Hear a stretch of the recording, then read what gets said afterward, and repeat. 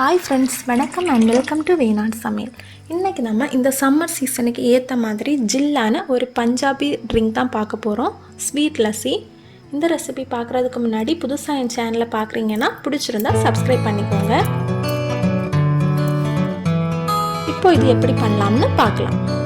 இதுக்காக ரொம்ப கெட்டியான தயிர் எடுத்து வச்சுருக்கிறேன். நான் 1 கப் எடுத்திருக்கேன். இது 2 பேருக்கு ஏற்ற மாதிரி பண்ணுறேன். இப்போ இதை வேற ஒரு பாத்திரத்தில் மாற்றிடலாம்.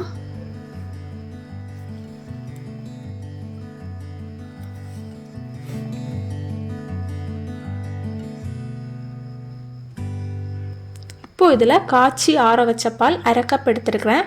நீங்கள் எடுத்துருக்கிற தயிர் ரொம்ப கெட்டியாக இருந்ததுன்னா 1/2 கப் தேவைப்படும். இது ரொம்ப லூஸான தயிரை எடுத்தீங்கன்னா ஒரு 1/4 கப் போதுமாக இருக்கும். இப்போ இதை நல்லா மிக்ஸ் பண்ணிக்கோங்க. அப்புறமா சர்க்கரை, இதை நான் மிக்சியில் போட்டு பவுடர் பண்ணி எடுத்துருக்கேன். இதை சேர்த்துக்கலாம். இது உங்கள் ஸ்வீட்னஸுக்கு ஏற்ற மாதிரி சேர்த்துக்கோங்க. இப்போ இதில் ஏலக்காய் தூள் 1/4 டீஸ்பூன் சேர்க்குறேன். உங்களுக்கு அதோட ஃப்ளேவர் ரொம்ப பிடிக்கும்னா 1/2 டீஸ்பூன் கூட சேர்க்கலாம். இப்போ இதை நல்லா மிக்ஸ் பண்ணிக்கோங்க.